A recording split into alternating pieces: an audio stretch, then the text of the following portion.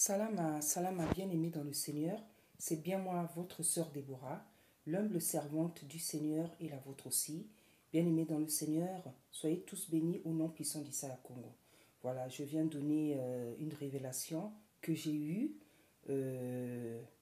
à propos de, concernant plutôt le prophète Élie Pada.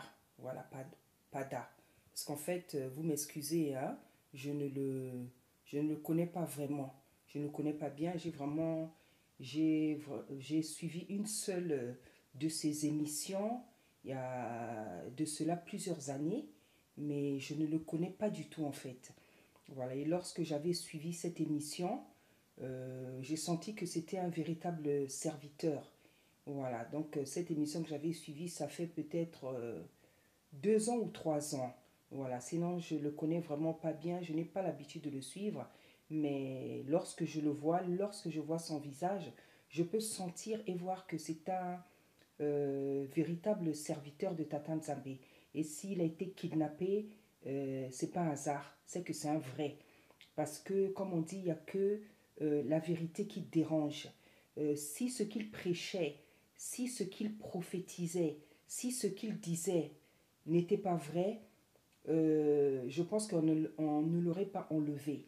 Si on l'enlevait, c'est parce que ce qu'il dit euh, dérange.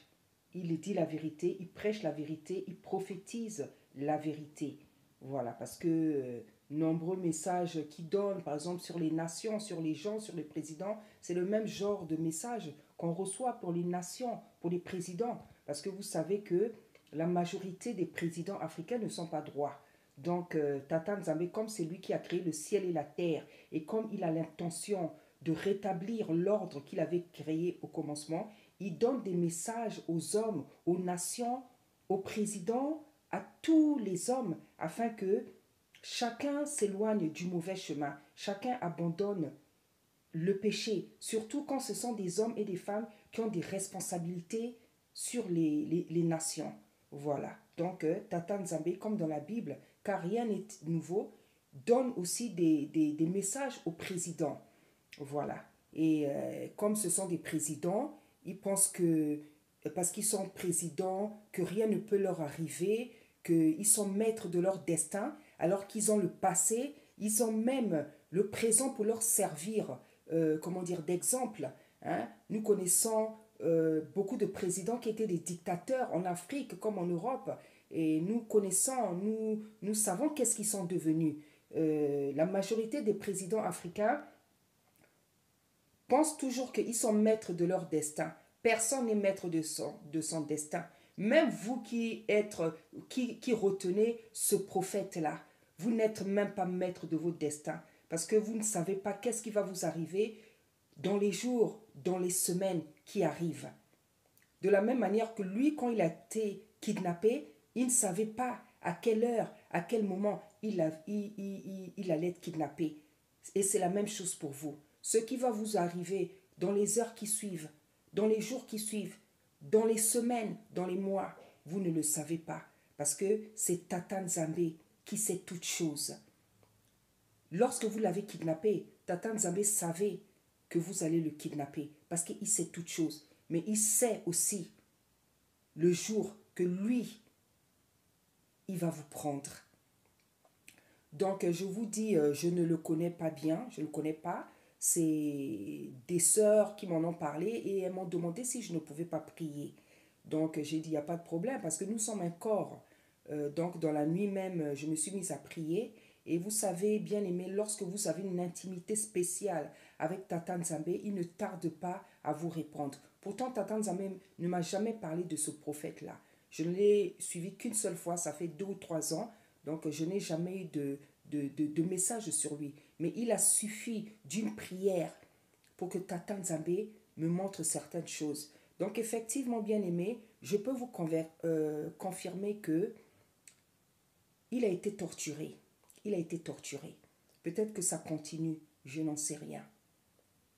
Mais Tata Nzambe m'a montré 2 choses. Donc, il faut juste prier pour lui. Parce que Tata Nzambe, il est souverain. Il est souverain, il fait ce qu'il veut. Vous savez, Les prophètes ont été persécutés dans l'église primitive. Ils ont été persécutés, ils ont été tués. Donc, dans la vie, quand vous dites la vérité, vous êtes exposé à la mort. C'est valable pour les serviteurs, les servantes, pour des hommes politiques. Et nous connaissons beaucoup de gens qui sont morts parce qu'ils ont tout simplement voulu arranger le monde. Des gens comme les Kennedy, Malcolm X, Martin Luther King, Patrice Lumumba, plein de gens qui ont tout simplement voulu vivre dans un monde meilleur, où la vérité et la justice règnent. Mais comme tout le monde n'a pas le même état d'âme, le même esprit, les mêmes œuvres, il y a des gens qui ne supportent pas la vérité parce qu'ils sont de l'autre camp. Et c'est ce genre de personnes qui ont l'habitude de se lever pour exterminer, pour tuer, pour éliminer tous ceux qui ont l'habitude de dire la vérité. Mais la vie, le monde a toujours été ainsi. Ce n'est pas parce qu'on enlève des gens, on tue, que ceux que Tata Nzambe a envoyés, hommes ou femmes, vont s'arrêter de dire la vérité. Au contraire, ça nous donne plus de force, plus de courage. Parce qu'on réalise que ce qu'on prêche, ce qu'on prophétise, ce qu'on dit est vrai. Parce que si ce n'était pas vrai, on n'allait pas être menacé. Mais ça nous donne plus de force, plus de bravoure, plus de courage pour prêcher la vérité et pour ne jamais s'abandonner des voies de Tata Nzambe. Donc, bien aimé, je peux confirmer que le prophète a été torturé. Je ne sais pas si ça continue, je ne sais pas dans quel état il est, mais le Seigneur m'a montré deux choses. Je crois qu'on lui a même... j'ai cru voir qu'on lui a enlevé ses cheveux, comme si on l'avait rasé comme ça.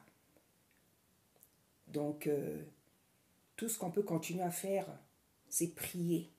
Tata Nzambe, il est souverain. Lui seul sait ce qui va lui arriver. Tout ce qu'on peut faire, c'est continuer à prier pour lui. Tata Nzambe va nous guider dans sa puissance, dans sa bonté, dans sa fidélité, par sa miséricorde. Il pourra, comme il le veut, nous montrer d'autres choses. Et c'est vrai qu'ils veulent le tuer. C'est vrai qu'ils veulent le tuer. Mais ils ont très très peur. Ils ont très peur parce qu'ils savent que ça va faire un tollé. Ça va faire un tollé. Ils savent que l'Église s'est levée pour le prophète. Ils suivent tout ce qui se passe sur les réseaux. Ils ont très très peur parce qu'en fait, ils savent que ça va faire un tollé. Je remets cet homme, Seigneur, entre tes mains, Seigneur. Je ne connais pas ce prophète. Par ta miséricorde, Seigneur, tu as bien voulu écouter ma prière afin de me montrer deux choses, Seigneur. Je le remets tout simplement, Seigneur, entre tes mains, Papa. Tu es souverain. Tu es Tata Nzambe. Tu es puissant. Tu es puissant. Et je ne peux jamais douter ni de ta puissance, ni de ta protection, Tata Nzambe. Parce que je t'ai vu à l'œuvre dans ma vie. Et je te vois à l'œuvre, Tata Nzambe. Et sur cette terre-là, nous te voyons à l'œuvre.